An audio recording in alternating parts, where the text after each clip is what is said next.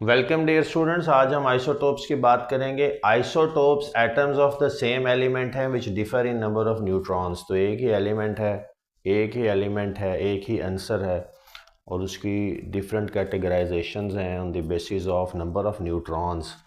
तो ये number of neutrons की सिर्फ बात है। याद रखिएगा कि एटॉमिक नंबर कभी भी चेंज नहीं होता। एटॉमिक नंबर जो है ये तो एक फुटप्रिंट है एलिमेंट के एटम का, और ये हर एलिमेंट का यूनिक है, ये तो चेंज नहीं होगा। नंबर ऑफ प्रोटॉन्स तो अगर चेंज होता है तो वो मास नंबर है, यानी एटॉमिक मास जिसे कहते हैं, यानी सम ऑफ प्रोटॉन्स प्लस न्यूट्रॉन्स। तो जब न्यूट्रॉन में वेरिएशन आ जाए तो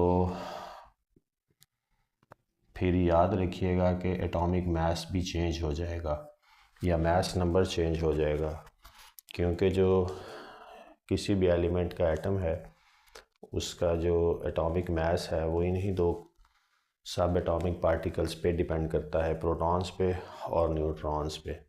तो न्यूट्रॉन नंबर जो है वो एक एलिमेंट के दो एटम्स का डिफ़र कर सकता है। नंबर ऑफ़ प्रोटॉन्स और नंबर ऑफ़ इलेक्ट्रॉन्स हमेशा हर एलिमेंट के एटम के लिए सेम रहेंगे, क्योंकि अगर ये ऊपर नीचे हों तो एटम की एग्जिस्टेंस ख़तरे में पड़ जाती है, क्योंकि इलेक्ट्रोस्टैटिक फोर्स ऑफ अट्रैक्शन जो है वो होल्ड करती है पॉजिटिव प्रोटॉन्स को और नेगेटिव इलेक्ट्रॉन्स को किसी भी एटम में। तो जब वो इलेक्ट्रोस्टैटिक फोर्स का जो बैलेंस है वो आउट हो जाएगा, तो इसलिए नंबर ऑफ़ प्रोटॉन्स और इलेक्ट्रॉन्स तो सेम रहेंगे, लेकिन नंबर ऑफ़ न्यूट्रॉन्स जो कि इलेक्ट्रिकली न्यूट्रल स्पीशी है, जिस पे कोई चार्ज नहीं है, बस अपना एक वजूद रखती है, मास रखती है, वो वेरी करते हैं और कर सकते हैं। तो जब वो एक ही एलिमेंट के दो एटम्स में नंबर ऑफ़ न्यूट्रॉन्स की वेरिएशन हो, उन दोनों को एक दूसरे का फिर उन दोनों को क्या कहा जाएगा? ये आइसोटोप्स हैं, आइसोटोप ऑफ सम एलिमेंट। जैसे कि हाइड्रोजन के आइसोटोप्स एग्जिस्ट करते हैं, तीन कार्बन के तीन आइसोटोप्स एग्जिस्ट करते हैं। इसके अलावा बहुत सारे एलिमेंट्स हैं जिनके आइसोटोप्स मौजूद हैं। इसके बाद जो अगली बात पता होनी चाहिए कि ये जो आइसोटोप है इसका लफ्ज़ी मतलब है सेम प्लेस। तो जब इनकी पीरियोडिक टेबल में पोजीशन के डेजिग्नेशन की बात आई तो यही कहा गया कि इनकी जो पोजीशन है फॉर द सेम एलिमेंट वो सेम रहेगी। तो आइसोटोप का मतलब वहीं से फिर ये वर्ड भी जनरेट हुआ कि ये आइसोटोप्स हैं। मास स्पेक्ट्रोमीटर के ज़रिए से जब इलेक्ट्रिक और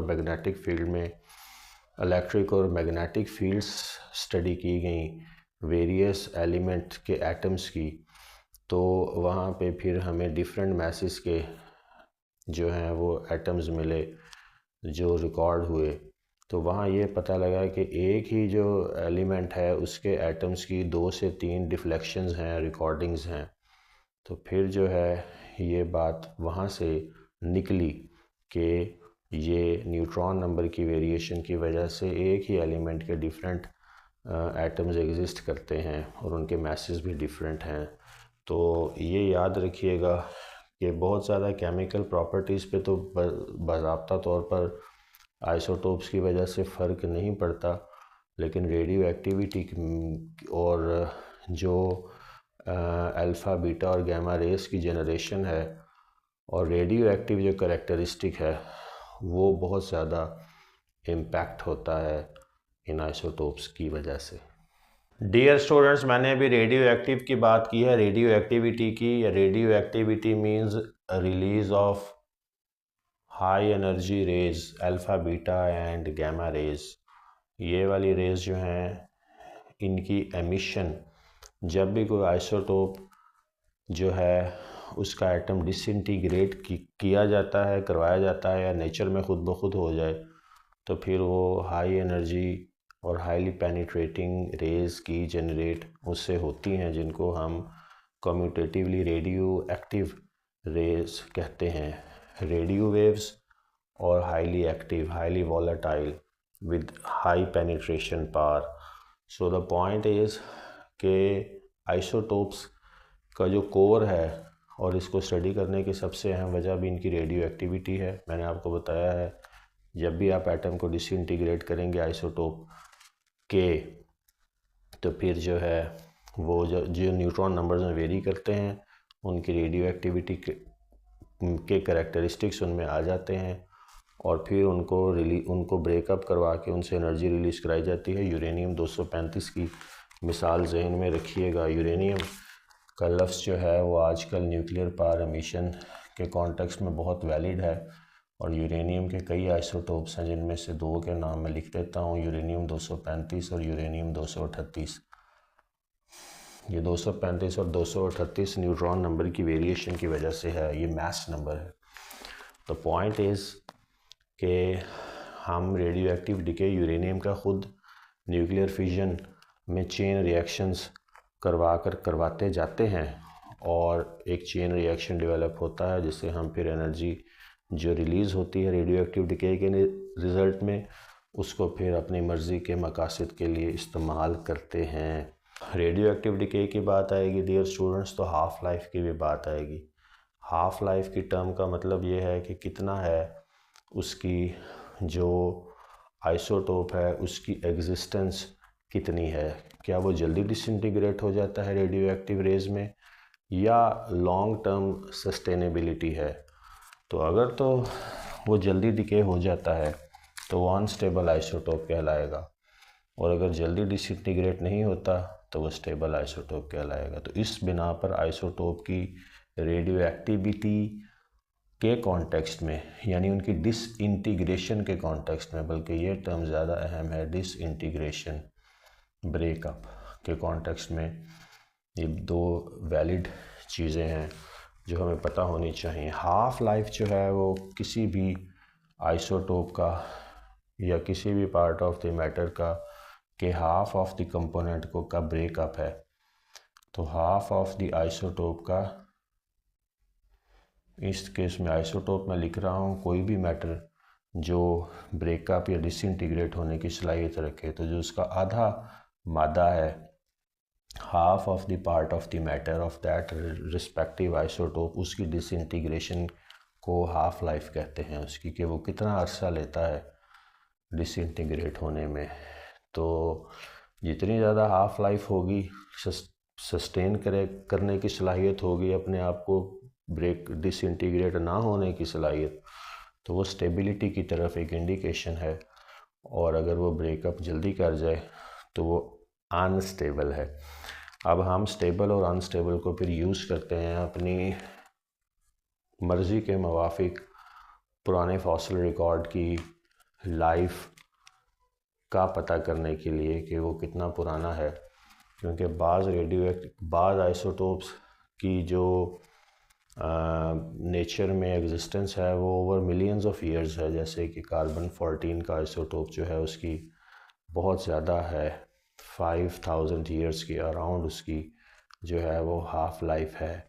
तो फिर कार्बन डेटिंग की टर्म भी अपने जहन में रखिएगा कि हम कार्बन डेटिंग करते हैं पुराना फॉसिल और आर्कियोलॉजिकल रिकॉर्ड को ट्रैक आउट करने के लिए उनकी लाइफ को, क्योंकि वो हर जगह कार्बन 14 एटमॉस्फेयर में भी मौजूद है और उस सिस्टम के अंदर भी मौजूद है।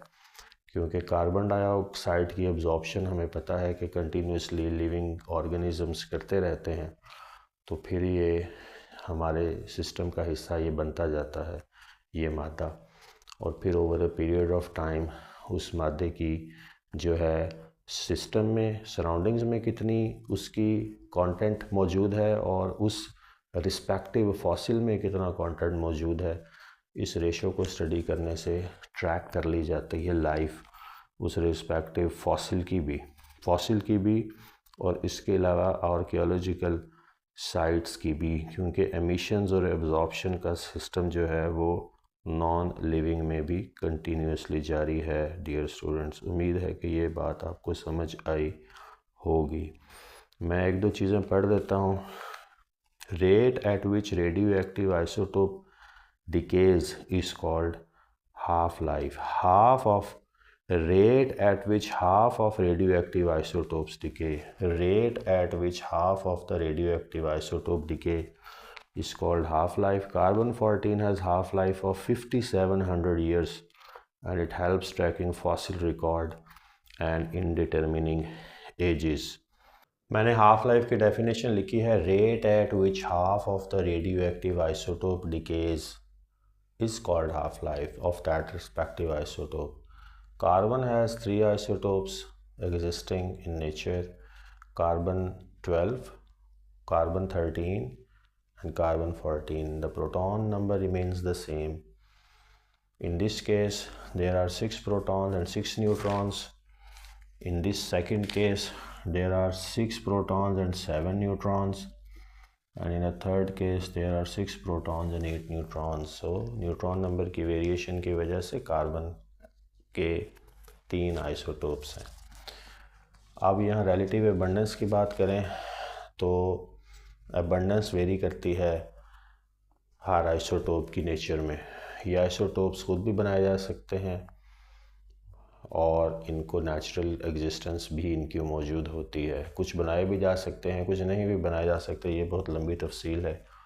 यहाँ पे जो बात समझने वाली थी वो यही थी जो आपको बता दी है. इसके अलावा अगली बात यह है कि कार्बन 14 का जो आइसोटोप है इसकी हाफ़ लाइफ मैंने बताई है बहुत ज़्यादा है, 5700 साल के करीब, और इसकी वजह से इसको हम फॉसिल रिकॉर्ड की फॉसिल्स की जो लाइफ है उसको एस्टिमेट करने में मुआवनत लेते हैं इनसे. कार्बन डेटिंग की टर्म याद रखने वाली है, उसको जहन में रखिएगा. अभी इस पे आगे भी बात करेंगे. हाइड्रोजन के जो हैं वो 3 आइसोटोप्स हैं. इसमें देखें mass number 1, mass number 2, mass number 3. यहाँ देखें एक प्रोटॉन है. प्रोटॉन तो एक है ही है लेकिन न्यूट्रॉन कोई नहीं है. इस केस में एक प्रोटॉन और एक न्यूट्रॉन, और इस केस में एक प्रोटॉन और 2 न्यूट्रॉन्स. तो इस तरह से फिर ये मास नंबर 1, 2 और 3 हो गया. जबकि एटॉमिक नंबर जो कि मैंने आपको बताया है कि यूनिक एंटिटी है हर एलिमेंट के एटम की, वो सेम रहता है, वो आइसोटोप्स में भी चेंज नहीं होता. डियर स्टूडेंट्स, मैंने जो बात पहले बताई थी वो मैंने लिख दी है आपकी आसानी के लिए. Bombardment of isotopes with an external source help release more energy and a chain reaction starts, जिसको न्यूक्लियर चेन रिएक्शन भी कहा जाता है क्योंकि इसमें न्यूक्लियस इन्वॉल्व होता है. और एक्सटर्नल सोर्स का मतलब ये है कि beam of electrons, beam of protons, beam of neutrons. तो अपनी ज़रूरत के मुताबिक किसी भी हम बीम ऑफ इलेक्ट्रॉन्स, प्रोटॉन्स या न्यूट्रॉन्स को यानी सब एटॉमिक पार्टिकल्स को बम्बार्ड करवा कर तो न्यूक्लियस को डिसइंटीग्रेट करवा कर चेन रिएक्शन है उसको मोर एफिशिएंट बना लेते हैं, मोर एनर्जेटिकली फेवरेबल बना लेते हैं और अपनी मर्ज़ी की फिर एनर्जी के ज़खायर हासिल करते हैं डिसइंटीग्रेशन के नतीजे में. Uranium 23592 is used in power plants. और ये जो आइसोटोप्स हैं डियर स्टूडेंट्स, ये एटॉमिक मास की डिटर्मिनेशन में भी हेल्पफुल हैं. रिलेटिव एटॉमिक मास की टर्म जहन में रखिएगा. AMU एटॉमिक मास यूनिट की टर्म हम सुनते रहते हैं या सुनी हुई होती है केमिस्ट्री के स्टूडेंट ने. उसका बुनियादी मकसद ये है कि जो एटॉमिक मास है जो पीरियोडिक टेबल में किसी भी एलिमेंट के अगेंस्ट लिखा होता है वो उसका कम्युलेटिव सम होता है, 2 चीज़ों पे बिलोंग करता है. जितने उसके आइसोटोप्स हैं उनकी नेचर में एग्जिस्टेंस देखी जाती है कि कितनी है, और ये देखा जाता है कि उनका जो एटॉमिक मास है इंडिविजुअली वो कितना है. तो वो फिर इक्वेट करके एक प्रोपोर्शन में डाल के, एक इक्वेशन में डाल के तो फिर एक रिलेटिव एटॉमिक मास जनरेट होता है जो ओवरऑल फिर उस एलिमेंट का होता है. जैसे इस केस में लिथियम का आपको पीरियोडिक टेबल में 6.94 मिलेगा. अब atomic mass sum of number of protons होता है और सम ऑफ न्यूट्रॉन्स होता है. So atomic mass in simple terms is sum of number of protons plus number of neutrons. तो यहाँ लिथियम के केस में अगर देखें तो यहाँ पे 6 आ रहा है एटॉमिक मास और इस केस में 7 है, लेकिन इसका रिलेटिव एटॉमिक मास जो है वो 6.94 है। तो क्या किया गया है, इक्वेट किया गया है 6 को और 7 को with against their relative abundance, और फिर जो है वो हमारे पास एटॉमिक मास फाइनली जनरेट हुआ है 6.94। तो ये एटॉमिक मास डिटर्मिनेशन में भी आइसोटोप्स का एक किरदार है, और इनको यूटिलाइज करने के बाद और टेकन इनटू कंसिडरेशन करने के बाद ही फाइनल एटॉमिक मास जनरेट होता है किसी भी एलिमेंट का। डियर स्टूडेंट्स, एप्लीकेशंस की तरफ चलते हैं। क्लाइमेट चेंज में पहली एप्लीकेशन है इनकी आइसोटोप्स की। सी वाटर की एसिडिक नेचर चेक करने के लिए कि आया sea water is becoming more acidic or not, उसके लिए बोरॉन के 2 आइसोटोप्स यूज़ किए गए, B10 एंड B11 कोरल्स में।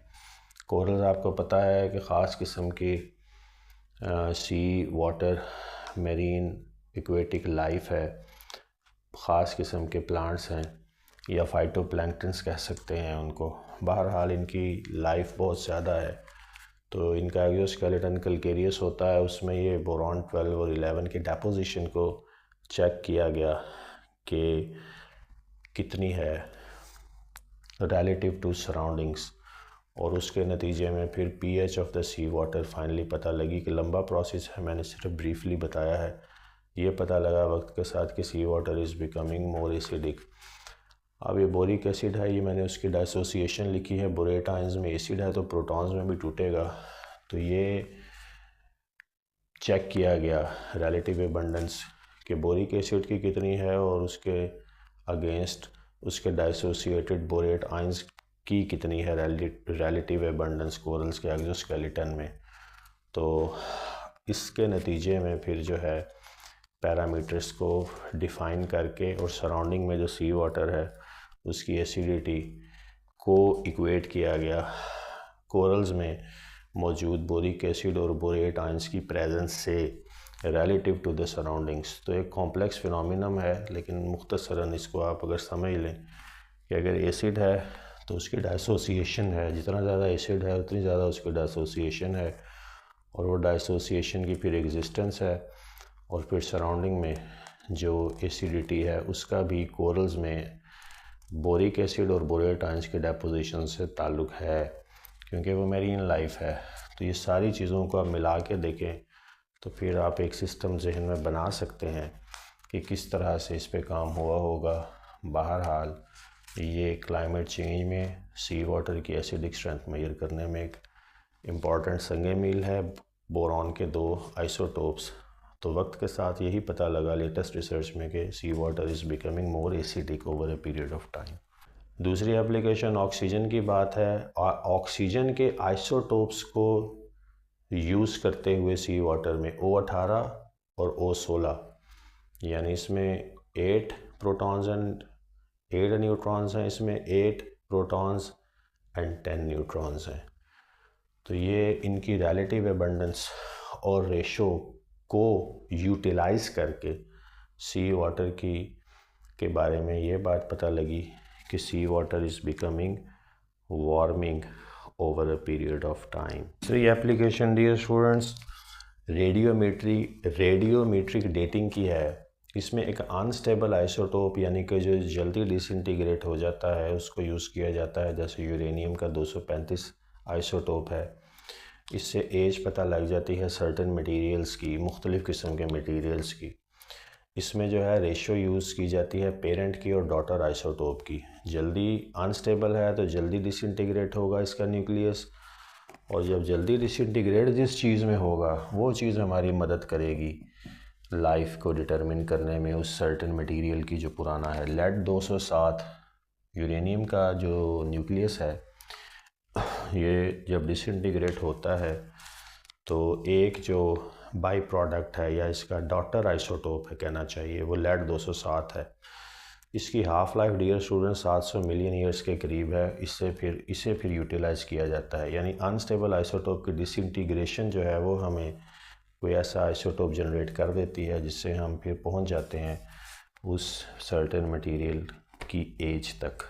चौथी application dear students carbon dating में है। जैसे अभी हमने इसकी प्रीवियस एप्लीकेशन देखी जो कि थी रेडियोमेट्रिक डेटिंग में, जिसमें अनस्टेबल आइसोटोप्स का इस्तेमाल होता है। कार्बन डेटिंग में स्टेबल आइसोटोप का इस्तेमाल होता है। कार्बन के 14 नंबर आइसोटोप का इस्तेमाल होता है जिसकी half life over a period over 500 years पर मुश्तमिल है।